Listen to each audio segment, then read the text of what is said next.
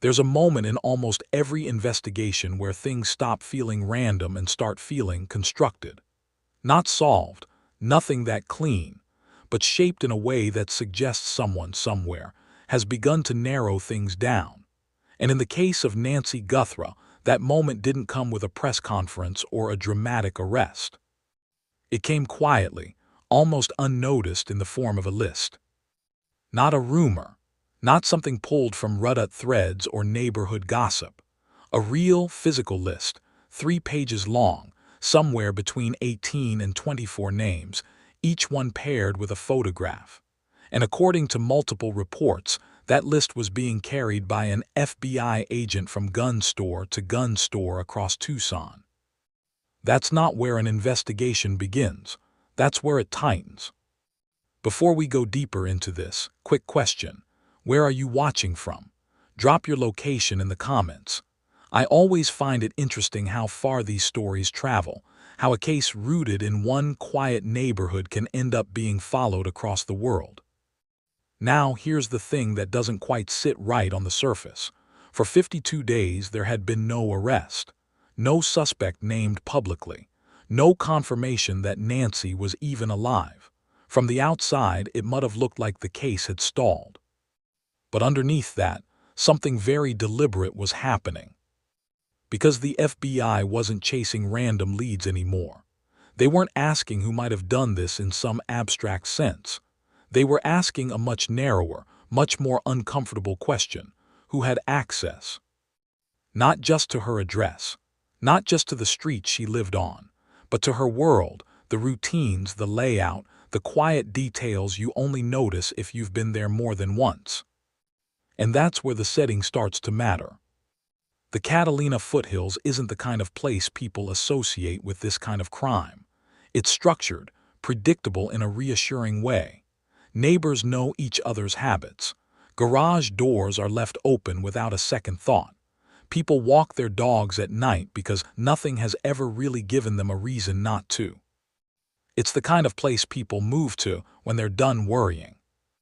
Nancy Guthrie had done exactly that. She was 84 years old, living alone but not isolated. Her life had a rhythm, family nearby, routines intact, a home that felt secure not just because of where it was, but because of how it was built. A gated property, reinforced entry points, cameras positioned to cover the obvious angles. It looked like the kind of house that would stop someone before they even tried. And yet, on the night of January 31st into the early hours of February 1st, someone didn't just try, they succeeded. What's strange isn't just that they got in, it's how they got in. Because when investigators arrived, the front gate, the heavy wrought iron barrier designed to resist forced entry, was completely intact. No damage, no signs of tampering, nothing to suggest someone had broken through it. And that creates a problem. Because we know Nancy was taken. There's blood on the porch, confirmed through DNA to be hers. Her phone was left behind inside the home. And at exactly 20 in the morning, her pacemaker lost its connection to that phone, something that only happens when the distance between the two increases. In other words, she was moving. Or more accurately, she was being moved. That detail stuck with Indra Makub, who pointed out something that sounds obvious until you really sit with it. The phone didn't go anywhere. She did.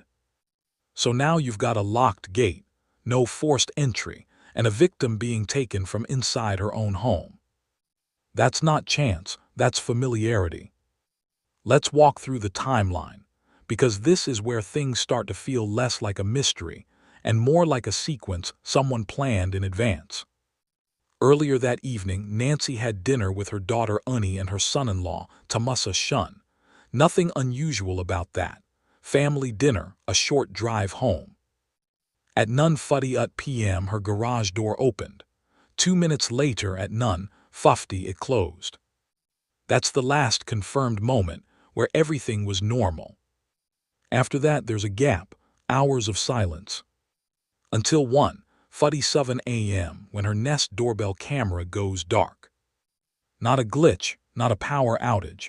The system was deliberately disabled. That's the first clear sign that whoever was there understood exactly what that camera could capture, and made sure it wouldn't. Then about 25 minutes later at 12 a.m., a separate motion sensor is triggered. No footage because the recording system had already been compromised, but something, or someone, was moving on the property. And then 16 minutes after that at 1 a.m., her pacemaker disconnects from her phone. If you line those moments up, what you get is a window. Roughly 40 minutes between the camera going dark and the pacemaker losing connection. 40 minutes inside the house. I keep coming back to that number because it doesn't fit the version of events people instinctively imagine. This wasn't someone rushing in, grabbing what they could and leaving in a panic. This was someone who took their time. Time to move through the space. Time to find what they were looking for. Time to do whatever they needed to do before taking her out of that house. That kind of time suggests something else entirely. Control. And that's where the word targeted starts to carry weight. Chris Nanos said it directly. Investigators believe this was a targeted act. He didn't go into detail, said they weren't ready to share the full reasoning. But even without that, the implication is clear. Targeted means chosen. It means someone didn't just stumble across this house and get lucky. It means a decision was made, at some point before that night, to come here to this address for this person. And you don't make that kind of decision without knowing something. Something specific. So now you've got a timeline that suggests planning, a gate that suggests familiarity, and a window of time that suggests control. And somewhere in the middle of all that, the FBI is walking into gun stores with a list of names. If you're following this and you want more breakdowns like this, real, detailed, no shortcuts, go ahead and like the video and subscribe. It helps keep this kind of deep dive going, and it makes sure stories like this don't just fade into background noise. Because this one hasn't faded, not even close. If anything, it's starting to take shape. And the deeper you go, the harder it becomes to believe that whoever did this was ever a stranger. Here, where things stop being about entry and start being about understanding. Because up to this point, you could still, if you really wanted to, argue that someone got lucky. That maybe they found a way in, figured things out as they went, and left before anyone noticed. But the ransom notes don't allow for that kind of thinking. They complicate everything. In the days after Nancy Guthrie disappeared, 3 separate media outlets received messages that appeared to be identical. Among them were TMZ and 2 Tucson stations. At first glance, they looked like what you'd expect in a case like this. Demands, instructions, a tone that tries to sound controlled but never quite lands. But investigators weren't focused on the money. They were focused on what the notes knew. According to Heath Jenk, there were specific details in those messages that had never been made public. Not leaked, not speculated about, just known. 2 details stood out immediately. A damaged floodlight on the property and Nancy's Apple Watch. Now the floodlight is interesting, but it's not definitive. If someone had been watching the house from outside, really watching, not just passing by, they could have noticed it. It's the kind of detail that might stand out over time. But the Apple Watch is different. Because the note didn't just say she owned one. It described where it was inside the house. And that's where things start to feel less like observation and more like access. Even Harvey Levin pointed out how unusual that was. The placement wasn't obvious. It wasn't something you'd guess correctly unless you'd either seen it yourself or someone had described it to you in detail. And then there's the way Mary Coleman talked about the note after reading it firsthand. She was careful with her words, but one line stood out. Parts of the message contained information that only someone present during the abduction would know. That's not speculation. That's someone who read it, compared it against what investigators had confirmed, and realized the overlap was too precise to ignore. Now, to be fair, the case did attract noise. A man named Derek Kalla was arrested after sending fraudulent messages to the family, texts asking whether the ransom had been paid, trying to insert himself into the situation. But investigators separated those almost immediately. Because the difference was obvious. The fake messages didn't know anything. The real ones did. And that leaves investigators, and honestly, anyone paying close attention, with a problem that's hard to work around. Because now the question isn't just who could have done this. It's who knew enough to make it possible. There are only two ways that kind of knowledge exists. You've been inside that house, or someone who has, told you everything you needed to know. There isn't a third option that makes sense. And once you accept that, everything else starts to line up differently. The disabled camera at 1:47 a.m. doesn't feel like a lucky move anymore. It feels deliberate. The 40-minute window inside the house stops looking like hesitation and starts looking like familiarity. Even the missing front security camera, the one that wasn't just disabled but physically removed, starts to feel like part of a plan that depended on knowing exactly what needed to be taken. This wasn't someone figuring things out in real time. This was someone executing something they already understood. And that brings us back to the FBI's list. Because once you frame the case this way, the list isn't just a collection of names, it's a map of proximity. Every person on it represents some form of access. Not necessarily guilt, not even suspicion in the legal sense, but a connection that couldn't be ignored. People who had been inside that home, people who had worked on the property, people who had spent enough time there to absorb the kind of details that don't seem important until they are. And the FBI didn't stop at names. They went back to the property's own surveillance systems, motion-activated cameras positioned around the backyard, the side yard, the pool area, not looking for dramatic footage or obvious suspects, but for patterns. Who had been there, how often, when? Landscapers, pool workers, routine visitors.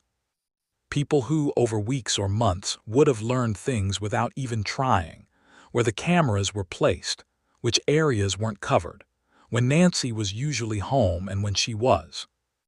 That kind of knowledge doesn't feel like intelligence gathering when it's happening. It feels like routine, like part of the job. But in the wrong hands, or under the wrong circumstances, it becomes something else entirely. Something usable. And then there's the detail that almost feels too intentional to ignore, the missing camera. Not broken, not left hanging, gone. Someone took it. That's not what you do in a panic. That's what you do when you arrive already knowing it's there and already planning to remove it. And when you stack all of this together, the ransom note details, the camera being disabled, the time spent inside the house, the physical removal of evidence, you start to see a pattern that doesn't fit randomness at all. It fits preparation. Careful, deliberate preparation. Which brings us back again to the same question, only now it feels heavier. Not who could have done this, but who knew enough to teach someone else how. Because if this was planned, and everything we're looking at suggests it was, then at some point, someone had to explain that house to someone else. Walk them through it piece by piece, the layout, the cameras, the routines, the small details that don't show up on a map but matter when you're inside. That kind of conversation doesn't happen by accident. And wherever it happened, it's sitting right at the center of this case. By the time investigators return to a neighborhood weeks into a case like this, they're not wandering. They're following something. That's what stood out in the reporting from Brian and Tin. The FBI wasn't back in the Catalina foothills for a routine sweep. They were asking narrow questions about specific houses, specific timelines, and, more importantly, specific people. That kind of focus doesn't come from guesswork. It comes from pressure building somewhere in the evidence. One of the threads they were pulling involved a nearby property that had been vacated not long before Nancy Guthrie disappeared. Someone had lived there. Then they were gone. Investigators wanted to know who had been in that house when they left and whether they had any line of sight, literal or otherwise, into Nancy's routines. But the second thread is the one that keeps resurfacing, no matter how you approach this case. Construction sites. Multiple homes in the neighborhood were under construction in the weeks leading up to the abduction, and the FBI wasn't asking about companies or contracts. They were asking for names, individual workers, first and last. Because if you think about it, a construction site gives you something most people don't notice: permission to be present. You can stand on scaffolding and see over walls. You can move through a space without raising suspicion. You can watch patterns, when people come and go, when lights switch on and off, when a house settles into silence at night. Former FBI agent Steve Moore put it plainly: it's one of the most effective observation points in a residential area, and it comes with built-in cover. No one questions why you're there. And if someone had been watching Nancy's home over time, learning it quietly, this is exactly how they would have done it. There's another layer to this, too, one that investigators haven't confirmed publicly, but that analysts keep circling back to: the possibility that this wasn't a one-person operation. Because when you look at the pieces, the camera being disabled, the 40-minute window inside the house, the removal of a security device, it starts to feel coordinated, like different roles were being played. That's where voices like Jennifer Kidnapper come in. She suggested that cases with this level of planning often involve more than one person: someone who gathers information, someone who executes, maybe someone else handling logistics in the background. If that's true here, then the inside knowledge we've been talking about didn't just exist, it was shared. At some point, someone had to explain that house. Not in vague terms, in specifics: where the cameras were, how the gate functioned, when Nancy typically went to bed, what parts of the property were exposed and which weren't. That kind of detail doesn't come from observation alone. It comes from familiarity. And then there's January 11th, 3 weeks before the abduction. According to Chris Nanos, investigators are confident that the suspect was at Nancy's house on that date. Not suspected, confirmed, based on digital analysis. He didn't elaborate much, just enough to make it clear that something happened that night, something tied to data, devices, or systems on the property. And that changes the entire structure of the case. Because now you're not looking at a single event, you're looking at a sequence. A first visit, then a return. What investigators would call a trial run. Someone came to the property on January 11th, tested it, observed how things responded, or didn't, and then left. And nearly 3 weeks later, they came back with everything they needed to follow through. That's not impulsive, that's disciplined. And it only makes sense if the person already had a baseline understanding of the property. You don't run a test on something you know nothing about. You run a test to confirm what you think you already know. That idea keeps surfacing no matter which angle you take. The gate, the cameras, the ransom note, the time spent inside, the missing equipment. It all points back to the same quiet conclusion: this wasn't random. It was built, piece by piece, through access and observation and time. And the FBI, whether they say it out loud or not, is working backwards through that process. They're building what you could call an access map: every person who had a reason to be on that property, in that neighborhood, within that window of time. Workers, contractors, former residents, anyone who passed through and left with more knowledge than they arrived with. Because somewhere in that map, there's a connection that hasn't been fully explained yet. Maybe it's someone who had access years ago. Maybe it's someone who only needed a few weeks. Maybe it's someone who never set foot inside the house but was told everything by someone who did. But that connection exists. It has to. And here's the part that lingers, the part I keep coming back to. At some point, long before that night, someone understood that house well enough to explain it to someone else. Not just the structure, but the habits, the timing, the small, almost forgettable details that only matter when you're planning something like this. That conversation happened somewhere. Between someone who knew and someone who acted. The FBI is getting closer to it. You can see it in the way they're narrowing their questions, in the way they've moved from broad searches to specific names, specific roles, specific timelines. They're not looking everywhere anymore. They're looking through something. If you've been following this all the way through, you already know cases like this don't just disappear. They shift, they tighten, and then eventually something gives. So if you want to stay with this as it unfolds, go ahead and subscribe. Because when the next piece surfaces, and it will, it's probably not going to come in a way anyone expects. And when it does, it might finally answer the question that's been sitting underneath all of this from the beginning. Was this one person who knew too much? Or more than one person who each knew just enough?